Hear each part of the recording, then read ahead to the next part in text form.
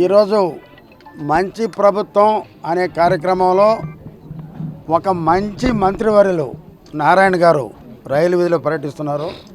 వాళ్ళతోటి ఈ వార్డు నాయకులందరూ కూడా ఉండటం జరుగుతూ ఉంది. నారాయణ సార్ మంచి మంత్రి అనేది నేను చెప్పడం కాదండి. ఏ వీధిలోకి వెళ్ళినా ఆయన ఒకటే అంటున్నాడు. ఇప్పుడు మొన్న ఎన్నికల్లో నేను తిరగని వీధిలో తీసుకెళ్ళండి, ప్రతి ఒక్కరిని నేను చూడాలా, మన మంచి ప్రభుత్వం అనేది ఎలా ఉందంటే ప్రతి ఒక్కరు వాళ్ళ సమస్యలు చెప్తున్నారు, మంచి ప్రభుత్వం అని చెప్పి కూడా చెప్తున్నారు. ఇలా తిరిగిన మంత్రిని ఇప్పటికి ఎవరు చూసుండ్రు, ఇంక జీవితంలో చూడపోరు కూడా.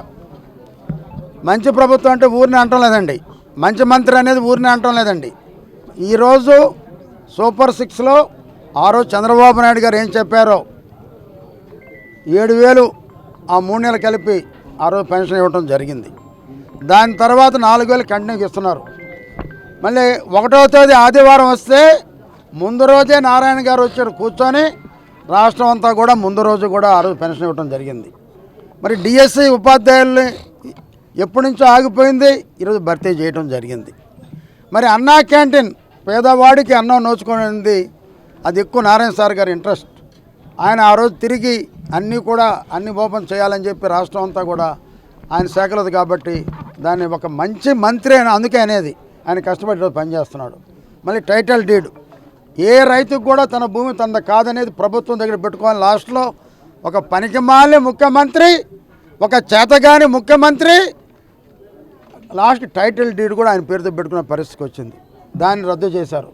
అదే రకంగా ఈ ప్రభుత్వం, మా ప్రభుత్వం చంద్రబాబు నాయుడు గారి ప్రభుత్వం కేవలం మా వాగ్దానాలకు సూపర్ 6 కాదు, పవన్ కళ్యాణ్ గారు చెప్పినటువంటి వాగ్దానం నెరవేరుస్తుంది, బీజేపీ చెప్పినటువంటి వాగ్దానం నెరవేరుస్తుంది, అన్నిట్లో ముందుకు పోతున్నాం. మరి ఒక చిన్న విషయం మీకు చెప్తాను. 2014లో ఉద్దు తుఫాన్ వచ్చింది. ఆ విశాఖపట్నం 3 నెలలు ఇంకా బాగుపడదు అనుకున్నారు చంద్రబాబు. ఆయన తర్వాత నారాయణ గారు ఒకరోజు నైట్ పోయాడు, నేను నిన్నారు దగ్గరుండి. ఈయన గన్మేలతో చెట్లు అట్లా తీయించుకొని ఆ రోజు వెళ్ళినటువంటి నారాయణ గారు వారం రోజుల్లోనే ఆ రోజు విశాఖలో మళ్ళీ కరెంటుని మళ్ళీ రీచ్ చేసి కొత్త విశాఖపట్నం నిర్మించడం జరిగింది. ఈరోజు చూస్తే ఆయన చేసినటువంటి పనులు చూస్తే నెల్లూరులో చూస్తే అన్నీ ఆగిపోయినాయి. అండర్ గ్రౌండ్ డ్రైనేజ్ ఆగిపోయింది, ఇళ్ళు ఆగిపోయినాయి, మంచినీళ్ళు ఆగిపోయినాయి, 1, 2 అన్నీ ఆగిపోయారు గత ప్రభుత్వం. మరి మొన్న బుడమేరులో విజయవాడలో వచ్చినట్టు వాటి వరదల్లో చంద్రబాబు నాయుడు గారు ఆ వయసులో కూడా 20 సంవత్సరాల యువకుడు వల్లే పరిగెత్తారు.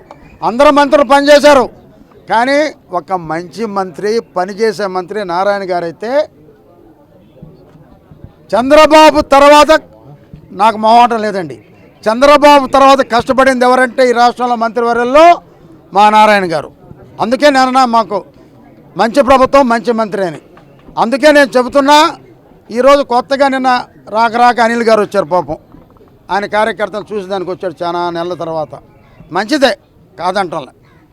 నేను ఎప్పుడో చెప్పా, అనిల్ నారాయణుని తిట్టబాకరా నాయన, దేవుడు ఇబ్బంది పడతావురా నాయన అని నేను చాలా మంచిగా చెప్పా. పాపం ఆ రోజే నీకు నెల్లూరు సీట్ రాదు, నారాయణ తిడితే దేవుడిని తిట్టినట్టున్నాను, నువ్వు వద్దురా స్వామి అని అన్నా.